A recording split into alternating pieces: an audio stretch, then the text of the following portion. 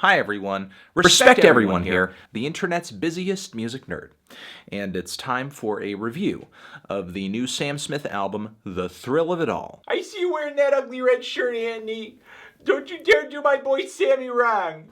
He's a beautiful cherub. He sings like 100 angels. 100 angels sitting on top of 200 angels. This is the sophomore full-length album from English singer-songwriter Sam Smith, who was making some pretty big waves in the music industry several years ago with a handful of hits off his debut album, In the Lonely Hour, which, while there were some poppy, trashy cuts off of this record, like Money on My Mind, I had a pretty big soft spot for the more dramatic, glamorous, more piano-based tunes on the album, mainly the song Stay With Me. That was the side of Sam Smith that I really preferred, and building up to this second record here, that seemed like that was the Sam Smith we were going to get on this album. The more mature, soulful side of Sam Smith was going to shine through, which I think the mainstream could use a tad more maturity right now. There's not a whole lot of male songwriters out there kind of working the particular musical angle that Sam is. And I was pretty impressed with some of the lead cuts going into this record, like Too Good at Goodbyes, which not only has an emotionally powerful chorus with these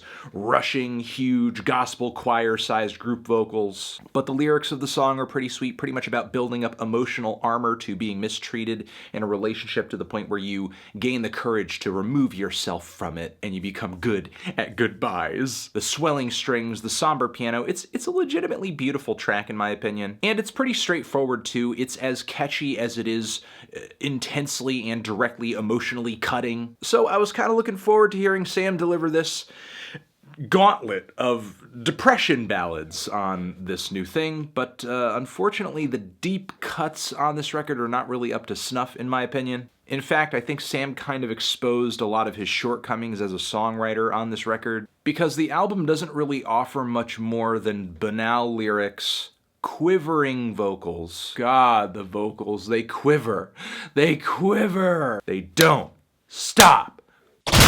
And instrumentation that tries to paint heartbreak as being like this ritzy, enchanting thing. Now, truth be told, a lot of records have actually dropped like this over the years. Sam Smith is not the first musician to deliver this kind of music, with this kind of instrumentation, with these kinds of lyrics. There are many a record that is just as slow and sad and mainstream as this. It's just that to hear them, you would need to go to the dusty dollar record bin at the thrift shop nearest to you, or like a record fair. And the thing is, a lot of these records have a handful of decent cuts on them, but they don't hold up on the whole, and I enjoy Sam's voice just as much as the next guy, but it does not make up for the songwriting shortcomings on this thing. Say It First is probably the most drab cut on the entire record. Instrumentally, it doesn't really go anywhere. It's just kind of a moody atmosphere with barely a song stringing it all together. Also, some of the vocal effects on this track are really annoying. The song One Last Soul is kind of a quirky piece of pop soul, but Jesus Christ, this instrumental,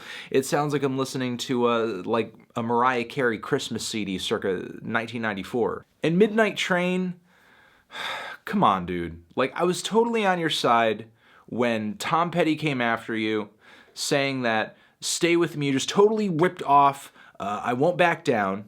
And I thought, you know what, maybe it was subconscious, maybe just the melodies are similar, it's probably not that significant of an influence, but now you come through with this track that's a total ripoff of Radiohead's Creep. So you're telling me you're just totally mirroring these popular songs just by accident? Beyond this track, Sam just kind of continues emoting and pulling off a mixed bag of vocal acrobatics over this really grand, slow instrumentation. The songwriting, unfortunately, is not nearly as impressive as the vocal performances. Occasionally some highlights or changes of pace pop up that are of note, like the very corny but kinda sassy Baby You Make Me Crazy, which has all the vocal passion and lyrical cliches of love lift us up where we belong. If only the song was actually like captivating. Maybe 20 years down the road I will enjoy this one ironically, just like I do that Joe Cocker tune. I will say though, there is a vocal chemistry with Sam and Yeba on this track that I cannot deny, but is there any reason that the percussion on this track is produced like I'm listening to a hip-hop beat? It really kind of sucks the dynamics out of the track, and this isn't even the only instance of this on this record. But it's not like more intimate musical settings like the song Palace are much better. Like any track off of the new Adele record smokes a number of intimate songs on this record. Any number of tracks on like the debut or maybe even the follow-up James Blake album smoke a number of tracks on this record. I still do acknowledge Sam as a vocal talent, and there are at least a couple of tracks on here that I liked a bit, but the tunes were just not on this album. The production was not really that impressive either. Overall, the instrumentation was kind of generic, a little lifeless, and too overproduced to feel legitimately personal and intimate and subtle. And unfortunately, I don't feel like Sam has that many tricks up his sleeve artistically at this point. So where his music is even gonna go beyond this record, I don't know. I'm feeling a strong 4 to a light 5 on this thing. You done did it. You done did it to my Sammy. Why'd you have to do it to my Sammy? Transition, have you given this album a listen? Did you love it? Did you hate it? What would you rate it? You're the best, what should I review next? Hit the like if you like, please subscribe, and please don't cry. Just leave a thoughtful or a passionate comment down in the comments if you're feeling passionate and thoughtful. Over here next to my head is another review for you to check out. The review of Adele's last album, or you can click on the link to subscribe to the channel. I'll see you guys in the next one. Forever.